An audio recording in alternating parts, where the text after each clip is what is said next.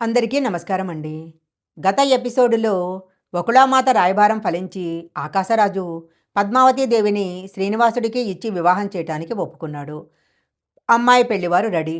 కానీ అబ్బాయి పరిస్థితే బాగాలేదు. ఆకాశరాజు తన కుమార్తె వివాహము అంగరంగ వైభవంగా చేయటానికి ప్లాన్లు చేస్తున్నాడు. కానీ శ్రీనివాసుడి దగ్గర చిల్లిగవ్వలేదు. రిక్తహస్తాలతో ఉన్నాడు. పెళ్లికి కావలసిన డబ్బులు ఎక్కడి నుంచి తీసుకురావాలి? బంధువులకు దేవతలకు విందు భోజనం పెట్టడానికి డబ్బులు ఎలా? పెళ్ళికొడుకు కనీసము బట్టలు కొనటానికైనా డబ్బు రావాలి కదా. అప్పుడు లక్ష్మీదేవిని వెతుక్కుంటూ భూలోకానికి వచ్చినప్పుడు శ్రీనివాసుడు రిక్తహస్తాలతో వచ్చాడు. లక్ష్మీపతి అయిన శ్రీనివాసుడు ఇప్పుడు రిక్తహస్తాలతో ఉన్నాడు. సాక్షాత్తు లక్ష్మీపతే డబ్బు కోసం చెయ్యి చాపాల్సిన పరిస్థితి. రిక్తహస్తాలతో ఉన్న శ్రీనివాసుడు డబ్బు కోసం ఎవరిని ఆశ్రయించాడు? మనము ఇప్పటికీ ఉండిలో వేస్తున్న డబ్బు ఎక్కడికి వెళుతుంది? కుబేరుడికి శ్రీనివాసుడికి మధ్య జరిగిన డబ్బు ఒప్పందంలో ఆ బాండ్ పేపర్లో ఏముంది మొదలైన అనేక విషయాలను ఈరోజు మనం ఈ ఎపిసోడులో తెలుసుకుందాము. ముందుగా మా వీడియోకి ఒక లైక్ కొట్టి జై శ్రీనివాస అని కామెంట్ చేయండి. శ్రీనివాసుడు దిగులుగా కూర్చొని ఆలోచిస్తూ ఉంటాడు. బ్రహ్మ శివుడు మారువేషంలో కాకుండా నిజ రూపంలో అక్కడ ప్రత్యక్షమవుతారు.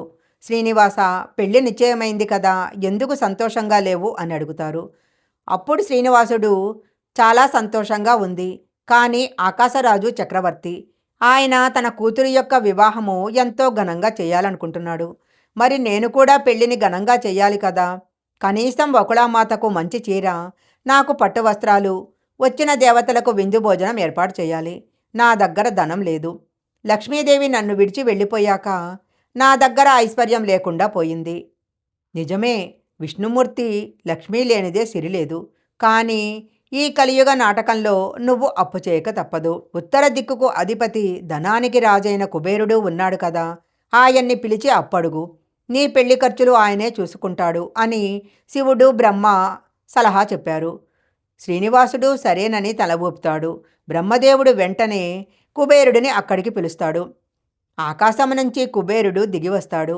ఆయన వెంట సేవకులు బంగారు కుండలు మోసుకొస్తారు. అప్పుడు శ్రీనివాసుడు కుబేరునితో నా కళ్యాణానికి ధనం కావాలి, అప్పుగా ఇవ్వమని అడుగుతాడు. అప్పుడు కుబేరుడు తప్పకుండా ధనం అప్పుగా ఇస్తాను, కానీ ధర్మం ధర్మమే, వ్యాపారం వ్యాపారమే. మీకెంత కావాలి, ఎప్పుడు తీరుస్తారు, వడ్డీ ఎంత ఇస్తారు? ఎందుకంటే నేనిచ్చేది నా సొంత డబ్బు కాదు, దేవతల సంపదకు నేను కాపలాదారుని మాత్రమే. అప్పుడు శ్రీనివాసుడు నాకు 14 లక్షల రామముద్రలు కావాలి, పెళ్లి ఖర్చులకు ఆభరణాలకు విందుకు అది సరిపోతుంది అన్నాడు. సరే, మరి వడ్డీ సంగతి ఏమిటి అన్నాడు కుబేరుడు. చూశారా, దేవుడైనా సరే వడ్డీ కట్టాల్సిందే. ఇక్కడ కుబేరుడు ఒక ఫైనాన్షియర్లా మాట్లాడుతున్నాడు. చివరకు ఒప్పందం కుదిరింది. శ్రీనివాసుడు రాసిన రుణపత్రము.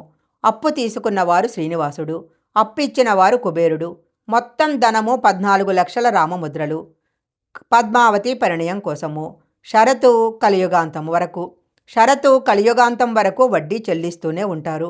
కలియుగం పూర్తయ్యాక అసలు చెల్లిస్తాను. సాక్షులు బ్రహ్మదేవుడు, శివుడు మరియు అశ్వత్థ వృక్షము. శ్రీనివాసుడు ఆ పత్రంపై సంతకం చేస్తాడు. కుబేరుడు ధనరాశులను శ్రీనివాసుడికి అప్పగిస్తాడు. అప్పుడు శ్రీనివాసుడు కుబేరునితో ఈ రుణం తీర్చుకోవటానికి నేను కలియుగమంతా వడ్డీ కడుతూనే ఉంటాను. నా భక్తులు నన్ను దర్శించుకోవడానికి వచ్చినప్పుడు నా కష్టాన్ని చూసి వాళ్లే నాకు సహాయం చేస్తారు. వాళ్ళు ఉండిలో వేసే ప్రతి రూపాయి నీ వడ్డీ కట్టడానికే వెళ్తుంది అని చెప్తాడు. అందుకే మనం తిరుమల వెళ్ళినప్పుడు ఉండిలో డబ్బులు వేస్తాము. స్వామి పెళ్లి కోసం చేసిన అప్పు తీర్చటానికి. మనం సహాయం చేస్తేనే ఆయన వడ్డీ కట్టుకుంటాడు అనే నమ్మకం మనది. మనం ఆయన అప్పు తీరిస్తే ఆయన మన కష్టాలు తీరుస్తాడు. అది భక్తుడికి దేవుడికి మధ్య ఉన్న ఒప్పందము. చేతి నిండా డబ్బులొచ్చాయి. ఇక శ్రీనివాసుడు తగ్గేదే లేదు. వెంటనే దేవశిల్పి విశ్వకర్మను పిలిపించారు. శేషాచల కొండ మీద అద్భుతమైన పెళ్లి మంటపాలు, విడిది గృహాలు వెలిశాయి. పెళ్లికొడుకు అలంకరణ మొదలైంది. కానీ పెళ్లికి అందరినీ పిలవాలి. మొట్టమొదటి శుభలేఖ ఎవరికివ్వాలి? శ్రీనివాసుని ఇంట్లో పెళ్లి సందడి మొదలైంది. శుభలేఖలు అచ్చువేశారు. మొట్టమొదటి శుభలేఖ ఎవరికివ్వాలి? శ్రీనివాసుడు పద్మావతి కళ్యాణం ఎలా జరిగింది మొదలైన అనేక రసవత్తరమైన విషయాలు నెక్స్ట్ ఎపిసోడ్లో చూద్దాము. ఈ వీడియో కనుక మీకు నచ్చినట్లయితే లైక్ చేయండి, షేర్ చేయండి. ఇలాంటి మరిన్ని వీడియోల కోసం మా ఛానల్ సబ్స్క్రైబ్ చేసుకోండి. పక్కనే ఉన్న బెల్ ఐకాన్ని యాక్టివేషన్ చేసుకుంటే మేము పెట్టే వీడియోలన్నీ కూడా మీకు ముందుగానే నోటిఫికేషన్గా వస్తాయి. మరొక మంచి వీడియోతో మళ్ళీ కలుసుకుందాం.